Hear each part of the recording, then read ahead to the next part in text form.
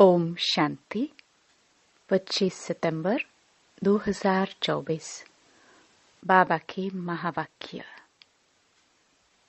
मीठे बच्चे, बेहद की स्कॉलरशिप लेनी है तो अभ्यास करो। एक बाप के सिवाय और कोई भी याद न आए। प्रश्न। बाप का बनने के बाद भी यदि खुशी नहीं रहती है तो उसका कारण क्या है? उत्तर। पहला, बुद्धि में पूरा ज्ञान नहीं रहता। दूसरा, बाप को यथार्थ रीति याद नहीं करते। याद न करने के कारण माया धोखा देती है, इसलिए खुशी नहीं रहती। तुम बच्चों की बुद्धि में नशा रहे, बाप हमें विश्व का मालिक बनाते हैं तो सदा उल्लास और खुशी रहे। बाप का जो वर्षा है, पवित्रता, सुख और शांति, इसमें फुल बनो तो खुशी रहेगी। ओम शांति। ओम शांति का अर्थ तो बच्चों को अच्छी रीति मालूम है। मैं आत्मा, यह मेरा शरीर, यह अच्छी रीति याद करो। भगवान माना आत्माओं का बाप हमको पढ़ाते हैं। ऐसे कभी सुना है? वह तो समझते हैं श्री कृष्ण पढ़ाते हैं, परंतु उनका तो नाम रूप है ना। यह तो पढ़ाने वाला है निराकार बाप। आत्मा सुनती है और परमात्मा सुनाते हैं। यह नई बात है ना। विनाश तो होने का ही है ना। एक हैं विनाश काले विपरीत बुद्धि, दूसरे हैं विनाश काले प्रीत बुद्धि। आगे तुम भी कहते थे ईश्वर सर्वव्यापी है, पत्थर भीतर में है। इन सब बातों को अच्छी रीति समझना है। यह तो समझाया है आत्मा अविनाशी है, शरीर विनाशी है। आत्मा कभी घटती बढ़ती नहीं। वह है इतनी छोटी आत्मा। इतनी छोटी आत्मा ही 84 जन्म लेकर सारा पाठ बजाती है। आत्मा शरीर को चलाती है। ऊंच ते ऊंच बाप पढ़ाते हैं तो जरूर मर्तबा भी ऊंच मिलेगा। आत्मा ही पढ़कर मर्तबा पाती है। आत्मा कोई देखी नहीं जाती। बहुत कोशिश करते हैं कि देखे आत्मा कैसे आती है, कहाँ से निकलती है, परंतु मालूम नहीं पड़ता है। करके कोई देखे भी तो भी समझ नहीं सकेंगे। यह तो तुम समझते हो आत्मा ही शरीर में निवास करती है।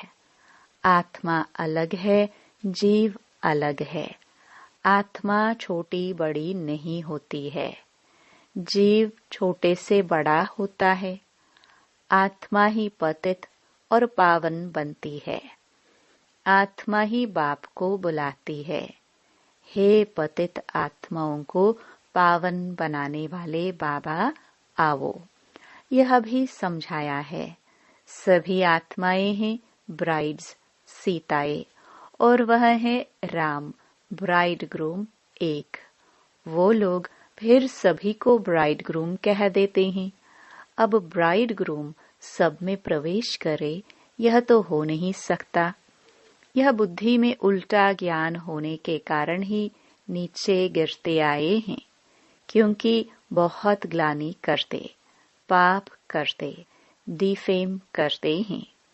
बाप की बहुत भारी निंदा की है।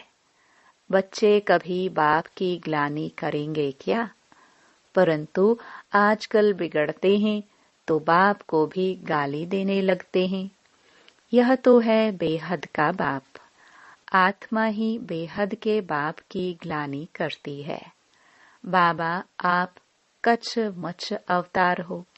श्री कृष्ण की भी ग्लानि की है। रानियों को भगाया, ये किया, माखन चुराया। अब माखन आदि चुराने की उनको क्या दरकार पड़ी?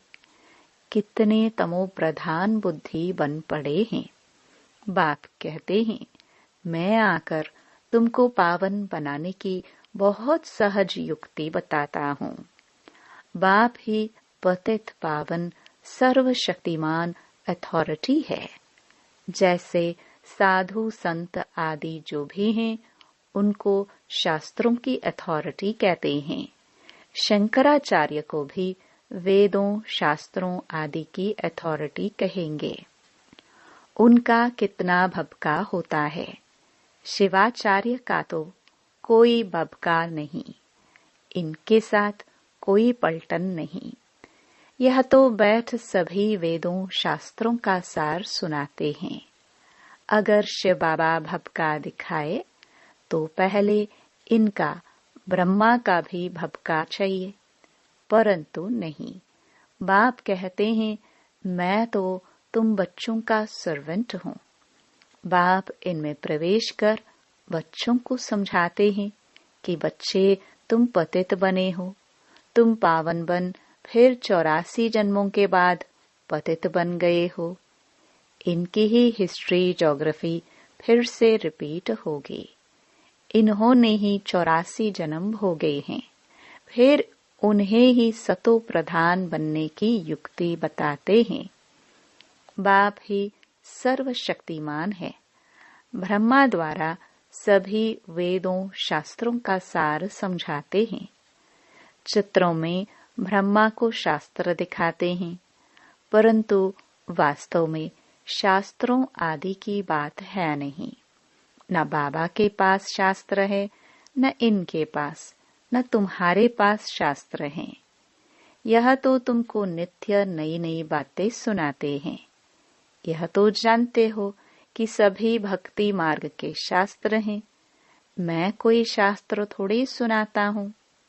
मैं तो तुमको मुख से सुनाता हूँ, तुमको राजयोग सिखाता हूँ, जिसका फिर भक्ति मार्ग में नाम गीता रख दिया है। मेरे पास व तुम्हारे पास कोई गीता आदि है क्या? यह तो पढ़ाई है। पढ़ाई में अध्याय श्लोक आदि थोड़े होते हैं। मैं तुम बच्चों को पढ़ाता हूँ। हूबहू कल्प कल्प ऐसे ही पढ़ाता रहूंगा। कितनी सहज बात समझाता हूँ। अपने को आत्मा समझो। यह शरीर तो मिट्टी हो जाता है, आत्मा अविनाशी है। शरीर तो घड़ी घड़ी जलता रहता है। आत्मा एक शरीर छोड़ दूसरा लेती है। बाप कहते हैं, मैं तो एक ही बार आता हूँ। शिवरात्रि मनाते भी हैं।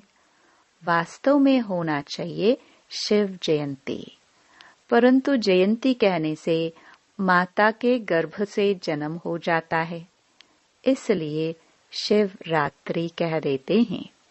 द्वापर कलयुग की रात्रि में मेरे को ढूंढते हैं, कहते हैं सर्वव्यापी हैं, तो तेरे में भी है ना, फिर धक्के क्यों खाते हो? एकदम जैसे देवता से आसुरी संप्रदाय के बन जाते हैं। देवताएं कभी शराब पीते हैं क्या? वही आत्माएं फिर गिरी हैं तो शराब आदि पीने लग पड़ी हैं। बाप कहते हैं, अब इस पुरानी दुनिया का विनाश भी जरूर होना है। पुरानी दुनिया में है अनेक धर्म, नई दुनिया में है एक धर्म। एक से अनेक धर्म हुए हैं, फिर एक जरूर होना है। मनुष्य तो कह देते कलयुग में अभी 40,000 वर्ष पड़े हैं। इसको कहा जाता है घोर अंधियारा। ज्ञान सूर्य प्रगटा, अज्ञान अंधेर विनाश। मनुष्यों में बहुत अज्ञान है। बाप ज्ञान सूर्य ज्ञान सागर आते हैं तो तुम्हारा भक्ति मार्ग का अज्ञान मिट जाता है। तुम बाप को याद करते करते पवित्र बन जाते हो, खाद निकल जाती है। यह है योग अग्नि। काम अग्नि काला बना देती है। योग अग्नि अर्थात शिव बाबा की याद गोरा बनाती है। श्री कृष्ण का नाम भी रखा है श्याम सुंदर, परंतु अर्थ थोड़े ही समझते हैं। बाप आकर अर्थ समझाते हैं। पहले पहले सतयुग में कितने सुंदर हैं। आत्मा पवित्र सुंदर है तो शरीर भी पवित्र सुंदर लेती है। वहाँ कितना धन दौलत सब कुछ नया होता है। नई धरनी फिर पुरानी होती है। अब इस पुरानी दुनिया का विनाश जरूर होना है। खूब तैयारियां हो रही हैं। भारतवासी इतना नहीं समझते हैं जितना वह समझते हैं कि हम अपने कुल का विनाश कर रहे हैं। कोई प्रेरक है। साइंस द्वारा हम अपना ही विनाश लाते हैं। यह भी समझते हैं क्राइस्ट से 3000 वर्ष पहले पैराडाइज था। इन गॉड गॉडेस का राज्य था। भारत ही प्राचीन था। इस राजयोग से लक्ष्मी नारायण ऐसे बने थे। वह राजयोग फिर बाप ही सिखला सकते हैं। सन्यासी सिखला न सके। आजकल कितनी ठगी लगी पड़ी है। बाहर में जाकर कहते हैं हम भारत का प्राचीन योग सिखलाते हैं और फिर कहते हैं अंडा खाओ, शराब आदि भल पियो, कुछ भी करो। अब वह कैसे राजयोग सिखला सकेंगे? मनुष्य को देवता कैसे बनाएंगे? बाप समझाते हैं आत्मा कितनी ऊंच है। फिर पुनर्जन्म लेते लेते सतो प्रधान से तमो प्रधान बन जाती है।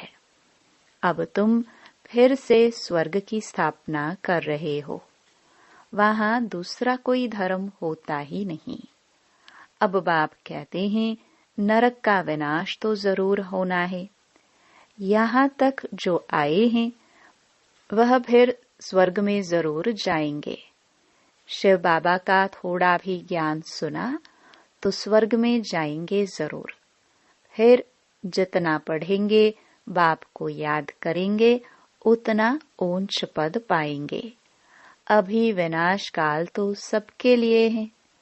विनाश काले प्रीत बुद्धि जो है सिवाय बाप के और कोई को याद नहीं करते हैं। वही ऊंच पद पाते हैं। इसको कहा जाता है बेहद की स्कॉलरशिप। इसमें तो रेस करनी चाहिए। यह है ईश्वरीय लॉटरी। एक तो याद, दूसरा दैवी गुण धारण करने हैं और राजा रानी बनना है तो प्रजा भी बनानी है। कोई बहुत प्रजा बनाते हैं, कोई कम। प्रजा बनती है सर्विस से। म्यूजियम, प्रदर्शनी आदि में ढेर प्रजा बनती है। इस समय तुम पढ़ रहे हो, फिर सूर्यवंशी चंद्रवंशी डिनास्टी में चले जाएंगे। यह है तुम ब्राह्मणों का कुल। बाप ब्राह्मण कुल एडॉप्ट कर उन्हों को पढ़ाते हैं। बाप कहते हैं मैं एक कुल और 2 डिनास्टी बनाता हूँ। सूर्यवंशी महाराजा महारानी, चंद्रवंशी राजा रानी। इन्हों को कहेंगे डबल सिरताज। फिर बाद में जब विकारी राजाए होते हैं तो उनको लाइट का ताज नहीं होता। उन डबल ताज वालों के मंदिर बनाकर उनको पूजते हैं। पवित्र के आगे माथा टेकते हैं। सतयुग में यह बातें होती नहीं। वह है ही पावन दुनिया, वहां पतित होते नहीं। उसको कहा जाता है सुखधाम, वाइसलेस वर्ल्ड। इसको कहा जाता है विशियस वर्ल्ड। एक भी पावन नहीं। सन्यासी घर बार छोड़ भागते हैं। राजा गोपीचंद का भी मिसाल है ना। तुम जानते हो कोई भी मनुष्य 1-2 को गति सदगति दे नहीं सकते हैं। सर्व का सदगति दाता मैं ही हूँ। मैं आकर सबको पावन बनाता हूँ। एक तो पवित्र बन शांति धाम चले जाएंगे और दूसरे पवित्र बन सुख धाम में जाएंगे। यह है अपवित्र दुख धाम। सतयुग में बीमारी आदि कुछ भी होती नहीं।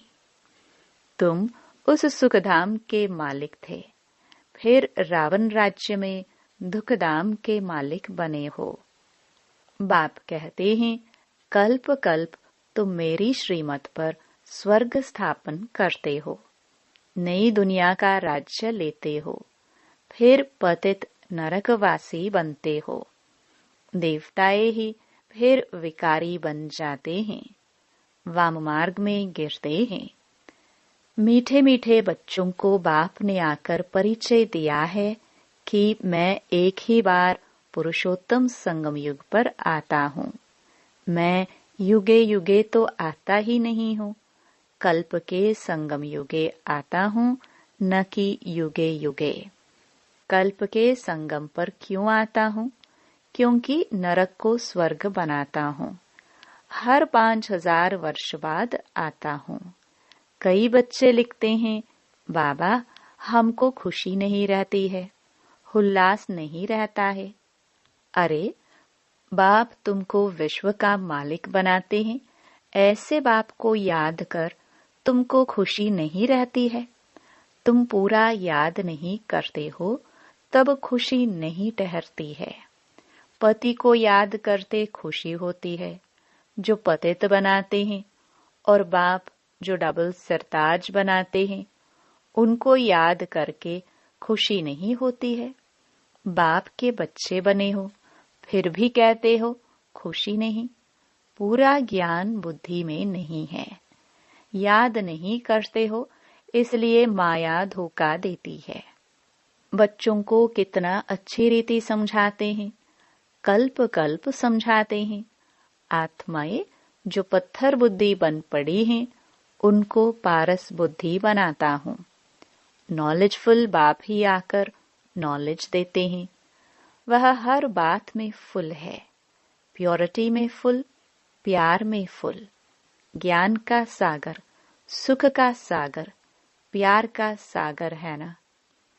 ऐसे बाप से तुमको यह वर्षा मिलता है। ऐसा बनने के लिए ही तुम आते हो। बाकी वह सत्संग आदि तो सब हैं भक्ति मार्ग के, उनमें एम ऑब्जेक्ट कुछ भी है नहीं। इसको तो गीता पाठशाला कहा जाता है, वेद पाठशाला नहीं होती। गीता से नर से नारायण बनते हो, जरूर बाप ही बनाएंगे ना। मनुष्य मनुष्य को देवता बना न सके। बाप बार बार बच्चों को समझाते हैं, बच्चे अपने को आत्मा समझो, तुम कोई देह थोड़े हो। आत्मा कहती है मैं एक देह छोड़ दूसरे लेती हूँ।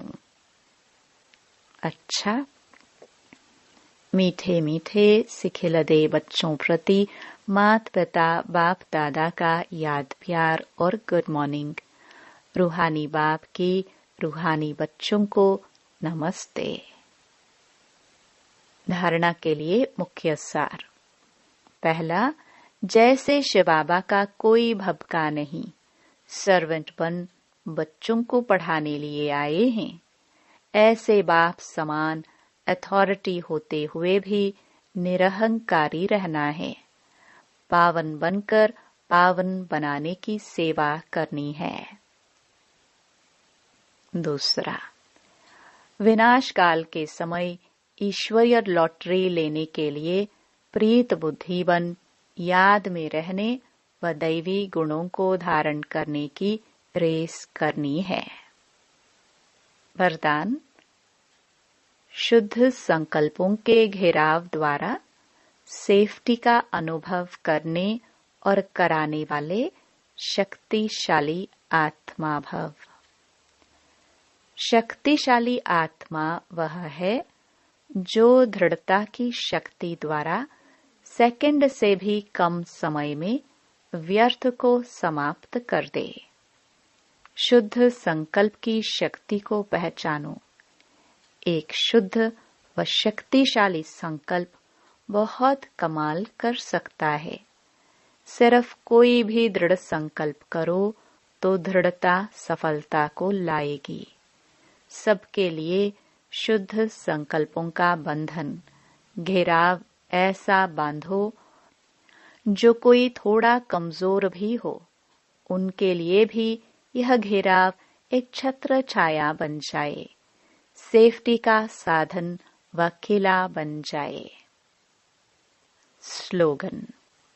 सबसे श्रेष्ठ भाग्य उनका है जिन्हें डायरेक्ट भगवान द्वारा पालना, पढ़ाई और श्रेष्ठ जीवन की श्रीमत मिलती है।